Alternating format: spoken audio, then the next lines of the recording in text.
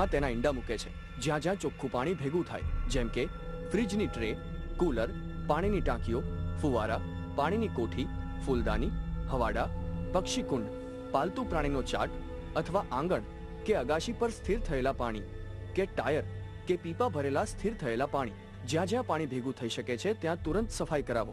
પીવાના પાણીના વાસણને સાફ સુથરા રાખીને ઢાંકીને રાખો. ટાંકીના ઢાંકણા હવા ચુસ્ત બનાવો. ભંગારનો તાત્કાલિક નિકાલ કરો. લાંબી બાયના કપડાં પહેરો. મચ્છર દૂર રાખતા સાધનોનો ઉપયોગ કરો.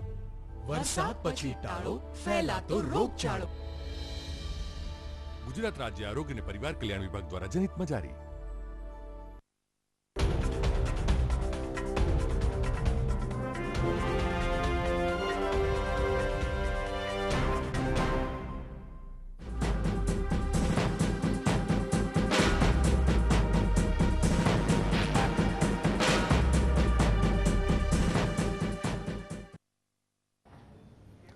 નમસ્કાર, અમારી વિશેષ રજૂઆતમાં આપનું સ્વાગત છે. હું છું વિશાલ. 1986ની વાત 2013માં, અને એ પણ ભારતીય ક્રિકેટના લિજેન્ડ કપિલ દેવને લઈને. 1994ની વાત છોડો, 1999ની વાત છોડો, ક્રિકેટરોને 1988માં પણ ઓફરો થતી હતી, અને એમાં પણ હતો અનડબલ ડોન દાઉદનો હાથ. વર્તમાન સમયમાં ફિક્સિંગ અને સ્પોટ ફિક્સિંગનો કીડો ક્રિકેટનો દાગ લગાડી રહ્યો છે. ત્યારે આ સ્ટેજ પર જો એવી વાત બહાર આવે કે 1998માં પણ ક્રિકેટરોને કરોડોને મોંઘીદાટ કારની ઓફર થતી હતી, તો બે ક્રિકેટ લિજેન્ડ અને અનડબલ ડોન દાઉદના ઘટસ્ફોટના ટ્રાયેંગલ પર છે અમારી વિશેષ રજૂઆત, ફિક્સિંગ કા સૌદાગર.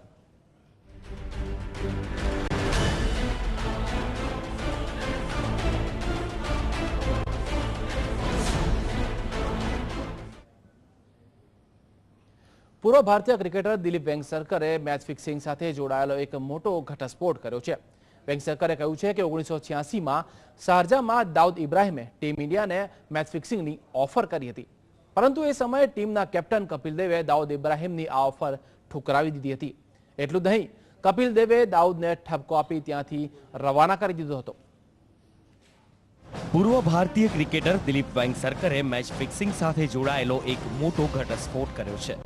વેંગસરકરે કહ્યું છે કે 1986માં શારજહામાં દાઉદ ઇબ્રાહિમે ટીમ ઇન્ડિયાને મેચ ફિક્સિંગની ઓફર કરી હતી, પરંતુ તે સમયે ટીમના કેપ્ટન કપિલ દેવે દાઉદ ઇબ્રાહિમની આ ઓફર ઠુકરાવી હતી. એટલું જ નહીં, કપિલ દેવે દાઉદને ઠપકો આપી ત્યાંથી રવાના કરી દીધો હતો. વેંગસરકરના જણાવ્યા પ્રમાણે પ્રી મેચ કોન્ફરન્સ બાદ દાઉદ ડ્રેસિંગ રૂમમાં ઘૂસી આવ્યો હતો. તે સમયે પાકિસ્તાન ટીમના કેપ્ટન જાવેદ મિયાદાદ પણ તેની સાથે હતા. आणि कपिल देव बाहेर प्रेस कॉन्फरन्सला गेला होता. त्याला कोणी ओळखलं नाही, दाऊदला कोण आहे म्हणून. हा, पण मी जर फोटोवर बघितला होता आणि तो मेहमूद बरोबर होता म्हणून मला वाटलं हा तोच असेल म्हणून. मेहमूदने आम्हाला इंट्रोडक्शन करून दिलं की इधर का बहुत बड़ा बिजनेसमैन है आणि he wants to announce some price for you. तो बोला अगर कल आप पाकिस्तान को हराएंगे तो I think everybody will get one car. મિયાદાદે ટીમ ઇન્ડિયાના ખેલાડીઓ સાથે દાઉદનો પરિચય એક બિઝનેસમેન તરીકે કરાવ્યો હતો. દાઉદે કહ્યું કે જો ટીમ ઇન્ડિયા ફાઇનલ મેચમાં પાકિસ્તાનને હરાવી દેશે તો કેપ્ટન સહિત ભારતીય ટીમના તમામ ખેલાડીઓને એક ટોયોટા કોરોલા કાર આપવામાં આવશે. તે સમયે જ કપિલ દેવ પણ ડ્રેસિંગ રૂમમાં પહોંચ્યા હતા.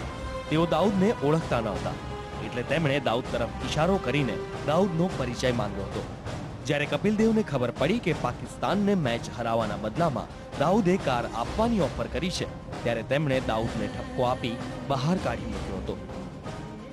ये खुलासे तो हो चुके हैं और दिलीप वेंगसरकर को, जिसे हम कर्नल के नाम से भी कहते हैं, उसको जाकर उसी समय सीबीआई को कह देना चाहिए था कि इस प्रकार से ऑफर हुआ है. जिस समय 99 में सीबीआई ने बैन किया था खिलाड़ियों को, मैंने ये प्रश्न उठाया था. तो कोई नई बात तो नहीं है कि दाऊद इब्राहिम ने तो पैसे दिए भी लोगों को, बहुत कुछ प्रमाणित हुआ लेकिन सामने नहीं आया. વેંગસરકરે જણાવ્યું કે મિયાદાદે કહ્યું હતું કે આનાથી કપિલને નુકસાન થઈ શકે છે. જો કે બીજા દિવસે ફાઇનલમાં પાકિસ્તાનની ટીમ જીતી ગઈ હતી. ભૂતકાળમાં અવારનવાર ફિક્સિંગના મુદ્દાને લઈને કપિલ દેવ પર આંગળી ચીંધાઈ છે, અને કપિલ પણ તેના પર આવા આરોપો બદલ ઘણા ટોક શોમાં ભાવુક પણ બન્યો છે. વર્તમાન સમયમાં ફિક્સિંગ અને સ્પોટ ફિક્સિંગે ક્રિકેટને ઘણા ઝાટકા આપ્યા છે. આ સ્ટેજ પર આટલા વર્ષ જૂની વાતો બહાર આવી રહી છે, તો પ્રશ્ન એ થાય કે આટલા વર્ષો પછી આવો ઘટસ્ફોટ કરવાનું કારણ શું? Bureau report, GST. તો સમગ્ર મુદ્દે ચર્ચા કરવા જીએસટીવીના સ્ટુડિયોમાં ઉપસ્થિત છે MM મહેતા, જે પૂર્વ પોલીસ કમિશનર છે અમદાવાદના, મારા સહયોગી પ્રવીણ આહિર અને કિરાટ દામાની, જે પૂર્વ ક્રિકેટર છે. ત્રણેયનું જીએસટીવીમાં સ્વાગત છે. સૌપ્રથમ કિરાટ, તમને પૂછવા માંગીશ, ક્રિકેટની વાત છે, તમે પૂર્વ ક્રિકેટર છો, ક્રિકેટ એક્સપર્ટ છો. આટલા વર્ષો બાદ 1986ની ઘટના, અત્યારે 2013માં આ ઘટસ્ફોટ થઈ રહ્યો છે, વેંગસરકરે જે નિવેદન કર્યું છે એનો અત્યારે શું અર્થ કાઢી શકાય? અને એ પણ જાણવા મળે છે કે આ ફિક્સિંગના પાયા 1986 પહેલા પણ હતા. તમારું શું અર્થઘટન નીકળે છે અત્યારે આ ઘટસ્ફોટનું? સ્પોટ ફિક્સિંગ, મેચ ફિક્સિંગ, આ બધું એવું સબકોન્ટિનેન્ટમાં ક્રિકેટ સાથે એક સિનોનિમસ જેવું થઈ ગયું છે. It's haunting back again and again. કંઈક ને કંઈક વિવાદાસ્પદ વસ્તુઓ સર્જાયા જ કરે છે. વચ્ચે વિનોદ કાંબલીએ એક બહુ વિસ્ફોટક નિવેદન કર્યું હતું કે 1996ની સેમીફાઇનલ પહેલા કંઈક ફિશી હતું એની અંદર, ને કંઈક પ્લાન કર્યું હતું ને કંઈક એક્ઝિક્યુટ કર્યું હતું, અને એને ક્લિયર કટ મોહમ્મદ અઝહરુદ્દીન ઉપર આરોપ લગાયા હતા. હવે આ એક નવું દિલીપ વેંગસરકર 1989નું, તેનાથી બી ફરી 7 વર્ષ જૂની વસ્તુ આજે 25 વર્ષ પછી એક ખુલી રહી છે કે ત્યારે શું ડ્રેસિંગ રૂમમાં થયેલું, કોણે આવીને ત્યારના કેપ્ટન કપિલને શું ઓફર કર્યું હતું, ને આ બધી વસ્તુઓ બહુ કન્ફ્યુઝિંગ થઈ રહી છે કે કેમ આટલા મોટા ક્રિકેટર દિલીપ વેંગસરકર, વિનોદ કાંબલી, આ બધા મોટા નામ છે, અને આટલા વર્ષો પછી આ જે બધા પત્તાઓ ખોલી રહ્યા છે તે કયા હેતુથી ખોલી રહ્યા છે? ક્યાં એમને ગિલ્ટ ફેક્ટર છે, ક્યાં કોઈ એક્સટર્નલ ફેક્ટર્સ કોઈ અફેક્ટ કરી રહ્યા છે, કોઈ ખ્યાલ નથી આવતો. અને આ વસ્તુને ઓલરેડી ઘણીવાર ડિસ્કશન થઈ ચૂક્યું છે કે કપિલ દેવ બી ઇમોશનલ થઈ ચૂક્યો છે.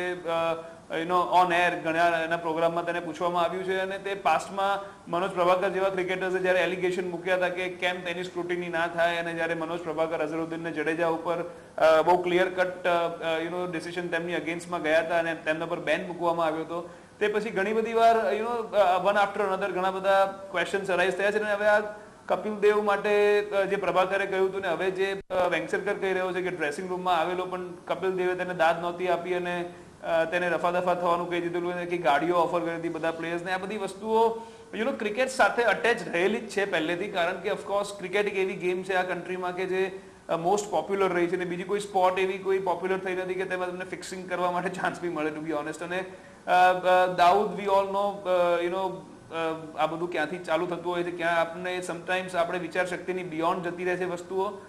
પણ આનું ઇન્વેસ્ટિગેશન થશે તો કદાચ આપણને ખ્યાલ આવશે કે ખરેખર આવા સ્ટેટમેન્ટ આપવા પાછળનો હેતુ શું છે, તેનો તાત્પર્ય શું છે, અને આના કેવા કન્સિક્વન્સીસ આવી શકે છે આ સ્ટેટમેન્ટ આવવાથી, તે ટાઈમ જ કહેશે. મહેતા સાહેબ, તમને પૂછવા માંગી, જે રીતે જોવા જઈએ તો 1986ની વાત છે, ફિક્સિંગ તે વખતે પણ સક્રિય હતું, એ સાબિત થઈ રહ્યું છે, ખુલાસો થયો છે, પરંતુ ક્યાંય એ સાબિત કરવું હોય, એની તપાસ કરવી હોય તો આટલા વર્ષો પછી ક્યાંય એવું શક્ય બનશે ખરું? શું લાગે છે તમને? આ દાઉદ કનેક્શન જે છે મેચોમાં જે પહેલા જ હતું એ સાબિત થઈ રહ્યું છે, ખુલાસો થયો છે, પરંતુ એને સાબિત કરવું શક્ય બને ખરું?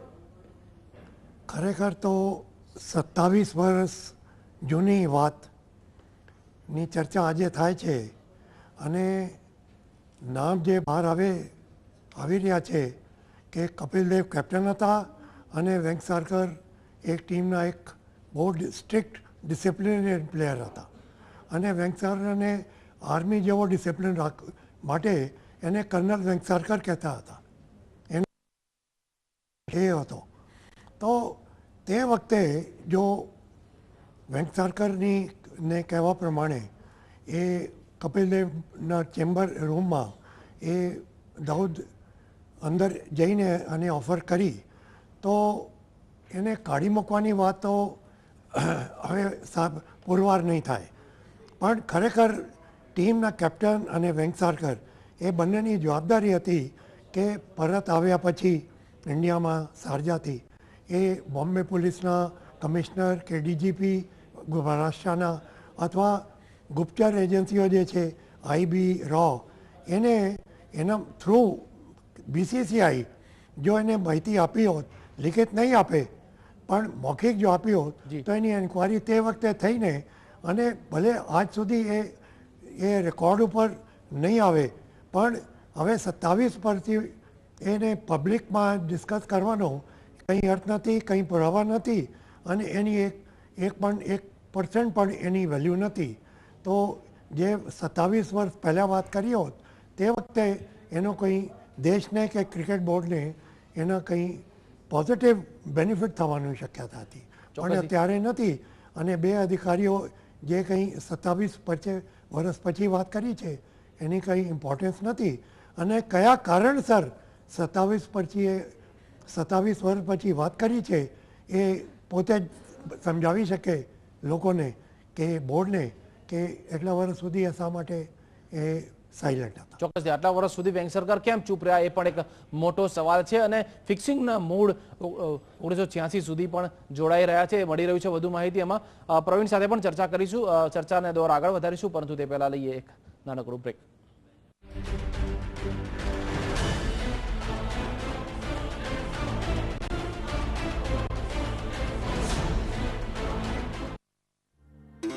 मैंने जो कुछ दिन गुजरात में बिताए वो उम्र भर मेरे साथ रहेंगे. कच्छ में यूं लगा कि इंसान इतनी मेहनत क्यों करता है चांद पर जाने की. यहां तो चांद खुद ही धरती पर उतर आता है. गिर का शेर आंखों से आंखें मिलाकर पूछता है, कौन हो बेटा तुम? तुम्हारे जैसे बहुत देखे मैंने. सोमनाथ के मंदिर में शिव के सामने नतमस्तक होकर मैं अपने सभी डायलॉग भूल गया. धोलावीरा और लोथल में हमारी सभ्यता के पदचिन्ह, द्वारका में कृष्ण की लीला और साबरमती में बापू की आत्मा. कहां मिलेगा इतना सब कुछ एक साथ में? कुछ दिन तो गुजारिए गुजरात में. है?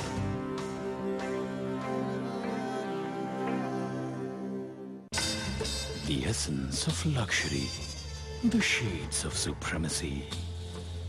Fine suitings from Dick Jam. It's who you are. કેમ આટલા હરખાવ છો? આજે એક મોટી ચિંતા દૂર થઈ ગઈ. કઈ ચિંતા? બીમારીની સારવારના મોટા ખર્ચાઓની ચિંતા. કેવી રીતે? મારી પાસે માં છે. એ તો જગ આખાની પાસે છે. એ નહીં, આ માં ગરીબી રેખા હેઠળ જીવતા કુટુંબોને ગંભીર બીમારીના કપરા સમયમાં સાથ આપવા આવી છે મુખ્યમંત્રી અમૃતમ યોજના માં. રાજ્યના તમામ જિલ્લાના બધા જ ગરીબી રેખા હેઠળ જીવતા કુટુંબોને મળશે આ યોજનાનો લાભ. ગંભીર બીમારીઓ જેવી કે દાઝેલા, હૃદયના રોગો, કિડનીના રોગો, મગજના રોગો, ગંભીર ઈજાઓ, નવજાત શિશુઓના રોગો, કેન્સર તથા સંખ્યાબંધ ઈજાઓ મળીને કુલ 480 પ્રોસિજર માટે કુટુંબ દીઠ વાર્ષિક મહત્તમ ₹2 લાખ સુધીની ખાનગી અને સરકારી હોસ્પિટલોમાં મળશે ઉત્તમ પ્રકારની સારવાર બિલકુલ મફત. રાજ્યના કુલ 38 લાખ બીપીએલ કુટુંબો પૈકી 15 લાખ કાર્ડ તૈયાર. બીપીએલ લાભાર્થીની નોંધણી માટે દરેક તાલુકામાં કિયોસ્ક ઉપલબ્ધ, જ્યાં પોતાના નામમાં ભૂલનો સુધારો કરાવી શકાશે. કુટુંબના કોઈ સભ્યને માં હેઠળ દાખલ અથવા રદ કરાવી શકાશે. કાર્ડ સ્પ્લિટ કરાવી શકાશે. સ્થાનાંતરની માહિતી તથા કાર્ડ ખોવાઈ ગયું અથવા નુકસાન થયું હોય તે અંગેની કામગીરી કરી શકાશે. તમે પણ આજે જ તાલુકે જાઓ અને નોંધણી કરાવી આવો. અલ્યા થાવ ઉભો. મુખ્યમંત્રી અમૃતમ યોજના માં આપશે આધાર. નહીં રહે કોઈ ગરીબ સારવાર માટે લાચાર.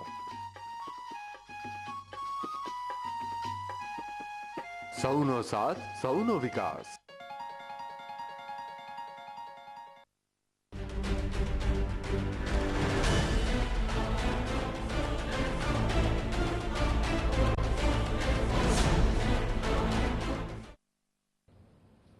Welcome back. ચર્ચા કરી રહ્યા છે ફિક્સિંગ કા સિકંદરની.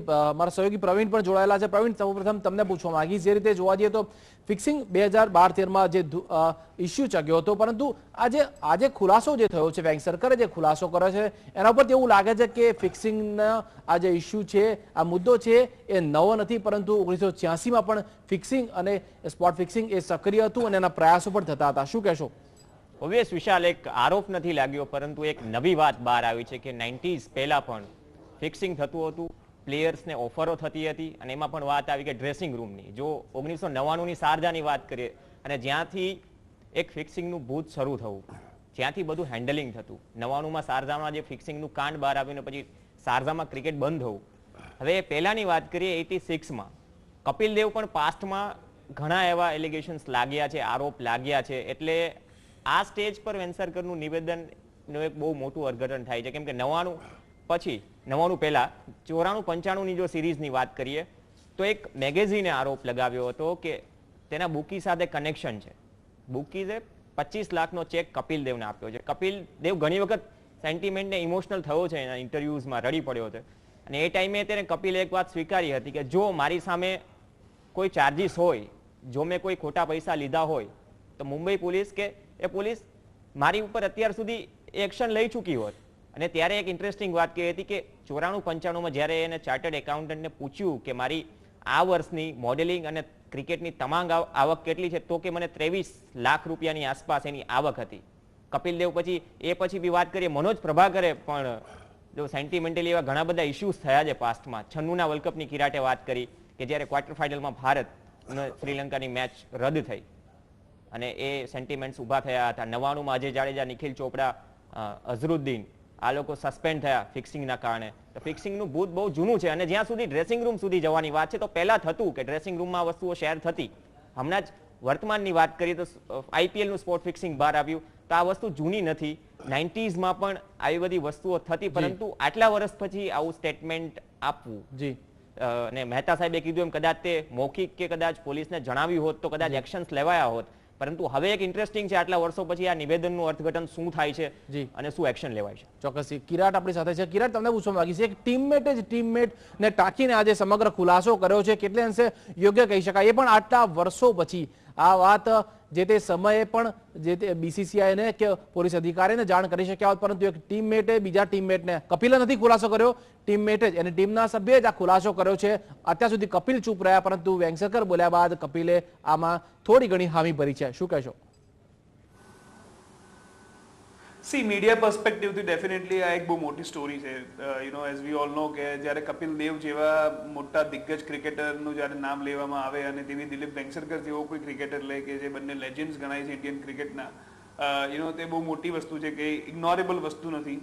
અને સી એને એલિગેશન નથી કર્યા કે કપિલ દેવ ઇન્વોલ્વ હતો અથવા કંઈક ફિશી કર્યું હતું. જેમ વિનોદ કાંબલી અઝરુદ્દીન ઉપર ક્લિયર કટ એલિગેશન લગાડ્યા કે અઝરુદ્દીનનો કોઈ એક્સટેન્ટ સુધી હાથ હોય તેવું તેને લાગતું હતું, કારણ કે મેચની મીટિંગમાં કંઈક ડિસ્કસ થયું હતું અને એક્ઝિક્યુશન વખતે પહેલી ફિલ્ડિંગ લેવાનું નક્કી થયું હતું, ત્યારે પહેલી બેટિંગ કરવા માટે ક્લિયર કટ અજીત વાડેકરની જોડે ડિસિઝન લેવામાં આવ્યું હતું અને સવારે ઉઠીને અઝરુદ્દીને ટોસ જીતીને ફિલ્ડિંગ લઈ લીધી. તેવું કોઈ એલિગેશન નથી આવ્યું. એલિગેશન એવું આવ્યું છે કે આ વસ્તુ બહાર નથી આવી. ઓફકોર્સ તેને ક્લિયર કટ કીધું છે કે કપિલ દેવને જ્યારે ઓફર કરવામાં આવ્યું ડ્રેસિંગ રૂમમાં, ત્યારે કપિલ દેવે તેને બહુ ક્લિયરલી નકારી દીધેલી, તેને એક્સેપ્ટ નહોતી કરી અને તેને કોઈ દાદ નહોતી આપી જે માણસે બી તેને ઓફર કરી હતી, અને ક્લિયર કટ અને ઇગ્નોર કર્યું હતું. આ એક કઈ ટાઈપનું નિવેદન છે ખ્યાલ નથી આવતો. એલિગેશન નથી, પણ એક પત્તું ખોલ્યું છે કે આવું કંઈ થયેલું ને કેમ આટલા વર્ષો સુધી ક્વાયટ રહ્યું. હવે હંસી ક્રોનિયા જેવા જ્યારે ક્રિકેટર્સ ક્લિયર કટ રીતે કન્વિક્ટ થઈ ગયા કે તે he himself confessed કે તે ઘણી બધી ઇન્ફોર્મેશન આપતો હતો, લીક કરતો હતો, તેના તેને પૈસા મળતા હતા. ઓસ્ટ્રેલિયામાં બી ઘણા માર્ક વોએ પણ એકવાર કીધેલું કે મને બી ઓફર કરવામાં આવેલી એક બ્રાઇબ ઇન્ફોર્મેશન લીક કરવા માટે. ટીમ ઇન્ફોર્મેશન, હવે સ્પોટ ફિક્સિંગ આઈપીએલમાં આવી ગયું છે. એટલે ઓવરઓલ તમે જુઓ, ગેમ જેટલી પોપ્યુલર થઈ રહી છે તેટલા જ તેના દૂષણો બી આઉટસાઇડ ધ ગેમ વધી રહ્યા છે. અને કોઈક ને કોઈક કારણસર જ્યારે આવી જૂની વાતો બહાર આવે છે ત્યારે વધારે સરપ્રાઇઝિંગ લાગે છે કે 25 વર્ષ પહેલા કે 18 વર્ષ પહેલા કોઈ ઇન્સિડન્ટ બન્યો હોય તે 18 વર્ષ સુધી કે 25 વર્ષ સુધી તેની વાત ન કરવી ને આઉટ ઓફ નોવેર કેમ વાત કરવી. જોવાનું એ જ રહેશે કે આ પ્રતિક્રિયા કઈ ક્રિયા સામેની આ પ્રતિક્રિયા છે અને આના હવે કન્સિક્વન્સીસ શું આવે છે. ચોક્કસથી. અને જે નિવેદન કર્યું છે એકદમ લાઇટર વેમાં વેંગસરકરે કર્યું છે, એ પણ મહત્વનું છે. કોઈ ઘટસ્ફોટ નથી કર્યો, પણ એક સામાન્ય ચર્ચામાં કે પ્રસંગમાં આ પ્રકારની વાત કરી છે. આ અંગે પણ આપણે ચર્ચા કરીશું, પરંતુ તે પહેલા લઈએ એક બ્રેક.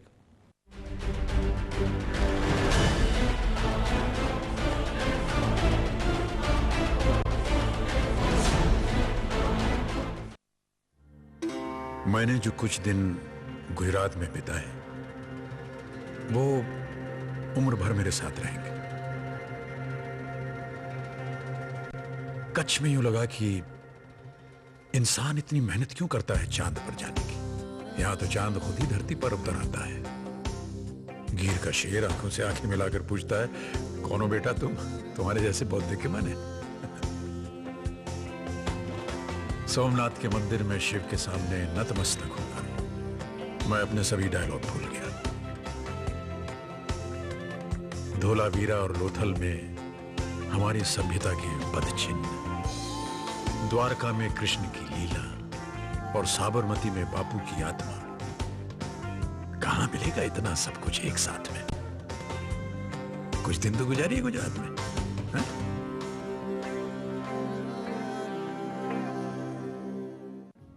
હાશ, હવે આપણે ઘર લઈ શકીશું. અરે આ પોતાનું ઘર લેવું કઈ મજાક વાત છે? અરે સાંભળ તો ખરી. મારે કશું જ સાંભળવું નથી. ઘર વર લેવાનું નથી. ના એટલે ના. અરે ગાંડી, એને ના નહીં, એને એટલે હા કહેવાનું. એટલે એને કન્સ્ટ્રક્શન આપે છે ભવ્ય અને વિશાળ ઘર, અને એ પણ પોસાય તેવી કિંમતમાં. અને સૌથી વિશેષ, ઘર લેવા માટે લોન લેવાની કોઈ ડોક્યુમેન્ટેશનની ઝંઝટ પણ નહીં. એટલે હવે તો કહી શકાય ને કે એને એટલે ના નહીં, એને એટલે હા કહેવાનું. એને હા કહેવાનું. રેડ સાડી પર પિંક બ્લાઉઝ થોડી પહેરાતા છે. ને આ છે અમારી કોલોનીની મિસિસ હાઈફાઈ, એટલે કે મિસિસ સ્માર્ટ. સ્માર્ટ ખાય, સ્માર્ટ રહે અને સ્માર્ટ ખરીદે. પણ આ વખતે કરી દીધી ને એમણે ભૂલ. પૂછો કેમ? નવું વોટર હીટર ખરીદીને. સોલર છે, સ્માર્ટ ને. પણ જ્યારે આ સ્માર્ટનેસ પર વાદળો ઘેરાઈ જશે અને લાંબુ બિલ આવશે, પછી ખબર પડશે. હે, સ્માર્ટ વિચારવાથી ખુશીઓ પર કોઈ દિવસ વાદળ ન ઘેરાય. લાંબુ જીવન, સુંદર બનાવટ અને કિફાયતી ભાવ. અને સૌથી મોટી વાત, દર મોસમમાં દે ગરમ પાણી. એટલે જ કહું છું, દરેક ઘર માટે રેડ રેન સોલર વોટર હીટર છે smart choice. The essence of luxury, the shades of supremacy. Fine suitings from Dick Jam. It's who you are. Sir दर्द है?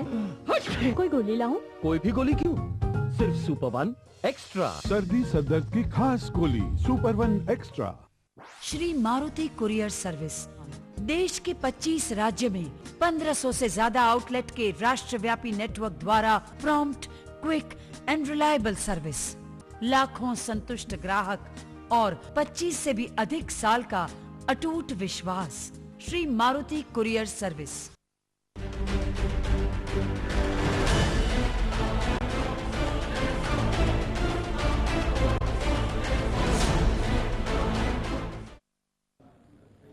Welcome back. ચર્ચા કરી રહ્યા છે ફિક્સિંગ કા સોદાગરની. મહેતા સાહેબ, સૌપ્રથમ હવે તમને પૂછવા માંગીશ કે જે રીતે ફિક્સિંગમાં 86ની આખી વાત છે, દાઉદ ડ્રેસિંગ રૂમ સુધી ગયો, કપિલને ઓફર કરી. શું એવું નથી લાગતું કે તે વખતે દાઉદનું એટલું નામ ચર્ચાસ્પદ નહોતું, કે એટલો મોટો ગુનેગાર નહોતો, કે પોલીસની નજરમાં પણ નહોતો આવતો, કારણ કે સ્ટેડિયમમાં પણ આવતો હતો, ગેલેરીમાં પણ આવતો હતો ક્રિકેટની, અને ડ્રેસિંગ રૂમ સુધી જતો હતો, તો પોલીસની નજરથી એ કઈ રીતે બચી જતો હતો? કોઈ પણ ગેંગસ્ટર હોય તે વખતે એ ગેંગસ્ટર ઇન ધ મેકિંગ હતા, અને રૂમમાં જવાની શક્યતા ઘણી ઓછી છે ડ્રેસિંગ રૂમમાં.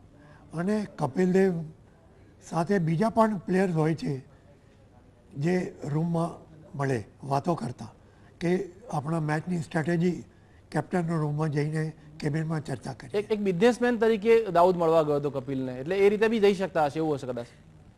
પણ એ કે મળ્યા કે નહીં મળ્યા, સવાલ એટલો કે આજે કપિલ દેવ અને વેંકસારકર કહી શકે કે 27 વર્ષ સુધી વાત કરી નથી, એનો કોન્શિયસ ક્લિયર નથી એટલા વર્ષ સુધી, કે તાત્કાલિક ટીમના મેનેજર છે, એને કહો આજે આ બનાવ બન્યો છે, તો રિપોર્ટ કરવામાં શું વાંધો હતો? પણ 27 વર્ષ તમે હવે પોતાનું ખુલાસા આપો કે દાઉદ વેંકસારકર કહે છે કે દાઉદની હાજરી કપિલદેવના રૂમમાં હતી. કપિલદેવ એક ઇન્ટરનેશનલ લેવલના અને સક્સેસફુલ કેપ્ટન હતા. 83માં વર્લ્ડ કપમાં જીતીને આવ્યા યુકે. તો પછી એના રેપ્યુટેશન એટલો હતો કે જઈને વાત કરે મેનેજરને તો એને ગુપ્ત માહિતી આપે, તો પણ ગુપ્ત એજન્સીઓ એના ઉપર તપાસ કરે. તો એને જે તે વખતે આ સ્ટ્રેટેજી વર્કઆઉટ કરી હોત, તો આજે એને 27 વર્ષ પછી કપિલ અને વેંકસરકર બહાર આવીને વાતો કરે, એ થવાની શક્યતા તે વખતે આજે એનું કંઈ મહત્વ નથી, કોન્શિયસ ક્લિયર નથી કે 27 વર્ષ પછી વાતો કરે છે. જી, મોટેભાગે દાઉદ પોતાના ગુરગાનો ઉપયોગ કરતો હોય છે આ પ્રકારના કામ માટે, પરંતુ આ ઓફર લઈને ખુદ દાઉદ પોતે ડ્રેસિંગ રૂમમાં ગયો હતો. શું કહેશો એના વિશે? ગુરગા નહીં, પરંતુ દાઉદ પોતે, પોતાનો માણસ નહીં, પણ પોતે જ ગયો હતો આ પ્રકારની ઓફર લઈને. શું કહેશો મહેતા સાહેબ? હવે એ તો કપિલ દેવ અને વેંકસરકર જાણે છે કે દાઉદ તે ગયો હતો કે કેમ, અને જો ગયા હતા તો તે વખતે જો વાત કરવાની જો જરૂરત હતી તે કરી નથી. હવે કેવી રીતે એને એવિડન્સ ક્યાંથી બહાર આવશે કે ખરેખર દાઉદ ઇબ્રાહિમ કપિલના રૂમમાં ગયા હતા કે નથી ગયા? તો હવે એને પ્રૂવ કરવાની પ્રોબ્લેમ છે. એટલે એ ચેપ્ટર જો એટલા વર્ષ સુધી 27 વર્ષ સુધી બહાર આવ્યા નથી તો આજે પણ એને બહાર લાવવાની જરૂરત હતી નહીં. જી પ્રવીણ, તમને પૂછવા માંગીશ, જે રીતે જોવા જઈએ તો દાઉદનું ઇન્ટ્રોડક્શન છે કપિલ સાથે અને ટીમમેટ સાથે મહેમૂદે કરાવ્યું હતું, જે ફિલ્મના કોમેડી કલાકાર હતા, બોલિવૂડના જાણીતા કોમેડિયન હતા. મતલબ એ સાબિત થાય છે કે બોલિવૂડનું કનેક્શન અત્યારે સ્પોટ ફિક્સિંગમાં છે એના જેવું જ ફિક્સિંગમાં કનેક્શન બોલિવૂડનું જે તે સમયે પણ હતું, એ પણ આ મુદ્દાથી વેંકસરકરના નિવેદનથી ક્યાંક ને ક્યાંક સાબિત થાય છે. શું કહેશો વિશાલ? જે પ્રમાણે મહેતા સાહેબે વાત કરી કે 83માં જ્યારે ભારત વર્લ્ડ ચેમ્પિયન બન્યું ત્યારથી ગેમની પોપ્યુલારિટી એક હાયર હતી અને 86માં આ ઘટના બની છે. હવે આપણે ઘણી વખત જોઈએ છીએ કે 90 થી 95 ની વચ્ચે ઘણા બધા એવા ફોટોગ્રાફ્સ મળી જશે કે બોલિવૂડ સેલિબ્રિટી સાથે દાઉદ છે, અને એ બી ક્રિકેટનું સેન્ટર. જો સબકોન્ટિનેન્ટમાં સૌથી ક્રેઝી ભારત પાકિસ્તાનની વાત કરીએ, ભારતની વાત કરીએ કે શ્રીલંકાની વાત કરીએ, આ ત્રણ ટીમ વચ્ચે મોસ્ટ ઓફ સિરીઝ રમાય છે, અને એ પણ શારજામાં. તો એ એક સેન્ટર બની ગયું હતું સબકોન્ટિનેન્ટ, અને જે પોપ્યુલારિટી હતી એનો જ ફાયદો ઉઠાવ્યો છે. કારણ કે ગેમ જેટલી ક્રિકેટની પોપ્યુલારિટી નથી, અને ક્રિકેટ ઓબ્વિયસ જાણીએ છીએ કે મસાલા ટાઈપ છે, જેમાં બોલિવૂડનું કનેક્શન પણ પહેલેથી જ રહ્યું છે, અને ઉપરથી તમે અંડરવર્લ્ડની વાત વારે ઘડીએ બહાર આવે છે કોઈ પણ ઇશ્યુઝમાં, તો અંડરવર્લ્ડનું કનેક્શન પણ રહ્યું છે, અને પોપ્યુલર ક્રિકેટની પણ એટલી જ પોપ્યુલારિટી છે. જ્યારે ત્રણ આ વસ્તુ એક સાથે ભેગી થાય તો કોઈ વિવાદ થાય, એમાં કોઈ નવાઈ નથી.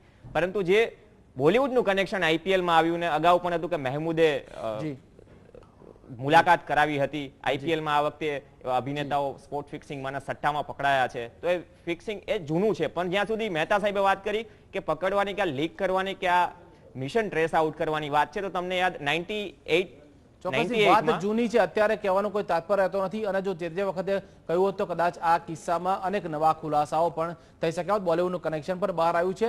આ સમગ્ર આસ્પેક્ટ અત્યારે કોઈ મતલબ રહેતો નથી. જે તે સમયે જો આનો ખુલાસો થયો તો વધુ સારું થાત. આ સમગ્ર ચર્ચામાં જોડાવા બદલ આપ ત્રણેયનો ખૂબ ખૂબ આભાર.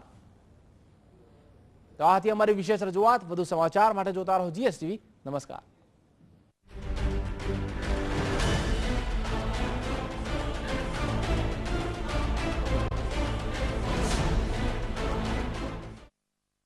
આજથી 67 વર્ષ પહેલા એક ખેડૂત પુત્રએ સમગ્ર ભારતને એક તાતણે જોડ્યું, અને આજે એમના માટે જોડાશે ભારતભરના ખેડૂતો.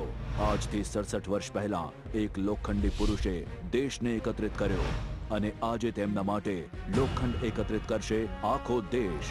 સરદાર વલ્લભભાઈ પટેલની પ્રતિકૃતિ અને વિશ્વની સૌથી ઊંચી પ્રતિમા સ્ટેચ્યુ ઓફ યુનિટી, જેના નિર્માણ કાર્ય માટે પોતાના લોખંડના ઓજાર સમર્પિત કરશે દેશભરના ગામડાઓના લાખો ખેડૂતો.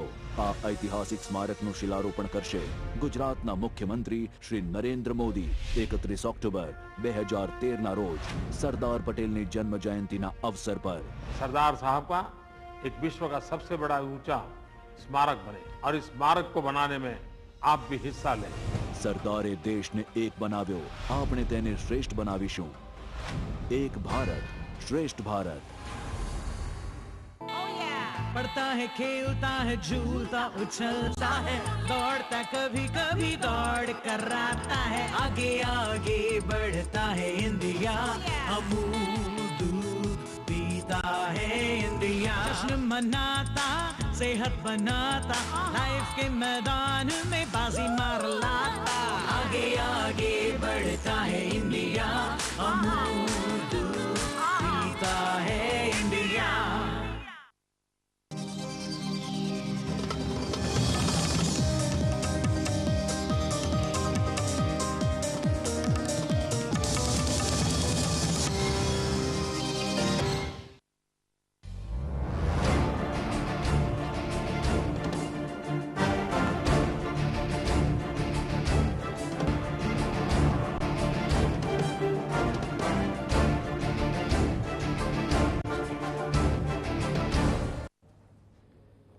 નમસ્કાર, સ્વાગત છે આપનું મેટ્રો ન્યૂઝમાં. હું છું ઝિલન. શરૂઆત હેડલાઇન્સથી. કાલે મુખ્યમંત્રી મોદી અને